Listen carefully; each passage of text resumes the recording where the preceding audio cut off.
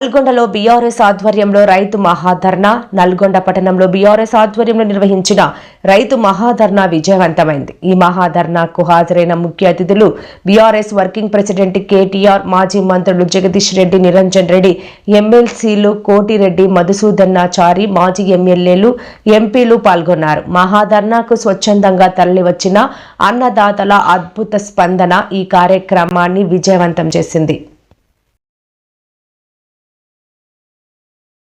బాగా నీలుగుతున్న మంత్రులు ఎవరైతున్నారో రైతు బంధు అడిగితే చెప్పుతో కొడతా అనే మంత్రి ఒకడు ఉన్నాడు. ఇంకా చాలా మంది మీటింగ్ పెట్టుకుంటామంటే అడ్డుకునే సన్నాసి మంత్రి. ఇంత భయపడతాడు ఎవడన్నా మీటింగ్ పెట్టుకుంటామంటే? గంత భయం ఎందుకు నీకు? భూపాల్ రెడ్డిని తీసుకుపోయి పోలీస్ స్టేషన్లో ఆడ పోలీసు వాళ్ళు అడ్డం ఉండి భూపాల్ రెడ్డి మీద దాడి చేస్తావా? ఈ ముఖ్యమంత్రి, ఈ కాంగ్రెస్ పార్టీ వీళ్ళెవ్వరు మీకు కొత్త వాళ్ళు కాదు. నిజానికి 55 ఏళ్ళు చూసిన వాళ్ళే ఈ నల్గొండ జిల్లాలో తాగునీటికి ఇబ్బంది అయ్యి ఆఖరికి మన పిల్లల బొక్కల్లో మూలుగా చచ్చిపోయేందుకు కారణమే కాంగ్రెస్. నల్గొండ జిల్లా బిడ్డలు జీవోత్సవాలుగా మారినంటే దానికి కారణమే కాంగ్రెస్. నల్గొండ రైతులు అవస్థపడ్డారంటే దానికి కారణమే కాంగ్రెస్. అందుకే మిమ్మల్ని మోసం చేయడానికే కొత్త కొత్త మాటలు, కొత్త కొత్త వేషాలు వేసుకొని కొత్త సీసాలో పాత సారా అన్నట్టు మళ్ళా బయలుదేరినారు. ఎన్నికలకు ముందు చెప్పినాం మేము వచ్చి మీకు అన్నాడు, అన్న కాంగ్రెస్ వాళ్ళు గెలిస్తే రైతు బంధుకు రామ్ రామ్ అంటారు, యాది పెట్టుకోండి అని నేను చెప్పిన. అదేవిధంగా పెద్దలు కేసీఆర్ గారు ప్రతి నియోజకవర్గంలో చెప్పిండ్రా లేదా? ఇవాళ రైతు బంధు సంవత్సరం దాటిపోయింది, 14 నెలలైంది, రూపాయి ఇయ్యలేదు రైతు బంధు. మొట్టమొదటిసారి ఆనాడు కేసీఆర్ ప్రభుత్వమే ఎలక్షన్ల ముందు ఇద్దామని పెడితే ఆ రోజు రేవంత్ రెడ్డి ఉత్తరం రాసి ఆపిండు. ఉత్తరం రాసి ఎలక్షన్ కమిషన్ కు ఆపిండు. ఇప్పుడు రైతు బంధు పైసలు వేస్తే మళ్ళా రైతులు కేసీఆర్ కే ఓట్లేస్తారు, ఆపాలని చెప్పి ఆపితే అప్పుడు మనం పైసా జమ చేసి పెట్టిన 7,600 కోట్లు అట్లే ఆగిపోయినాయి.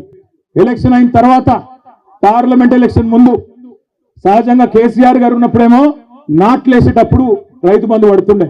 కానీ రేవంత్ రెడ్డి వచ్చిన తర్వాత ఒకసారి మాత్రమే రైతు బంధు పడుతుంది. ఎప్పుడు? అది నాట్లప్పుడు కాదు, ఓట్లప్పుడు పడుతుంది. పార్లమెంట్ ఎలక్షన్ ముందు ఒక్కసారి వేసినట్టు చేసిండు. అది కూడా మనం దాచిపెట్టిన పైసలే ఆ రోజు 7,600 కోట్లు అది వేసిండు.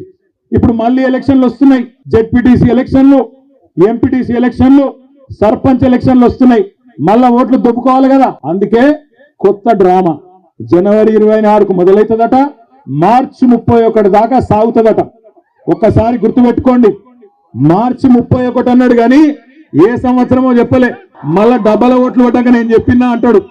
వస్తుంటే మా చిరుమర్తి లింగయ్య గారు పెద్ద కాపర్తి ఆపిండు. లింగయ్య గారు ఆపి, అన్న జెండా ఎగిరేసి పో అన్నాడు. జెండా ఎగిరేసి కాడికి పోయినా నేను.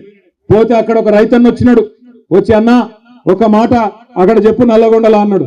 ఏం చెప్పాలి అంటే, ఏం లేదన్నా, మేమందరం కూడా నల్లగొండ జిల్లాలో పాలిచ్చే ఆవును వద్దనుకొని తన్నే దున్నపోతుని తెచ్చుకున్నాం, అందుకే మాకు కర్మ పట్టింది అని చెప్పమన్నాడు. ఆయన చెప్పిండు, నేను చెప్తలేను. పెద్ద కాపర్తి రైతు చెప్పిన మాట నేను చెప్తున్నా.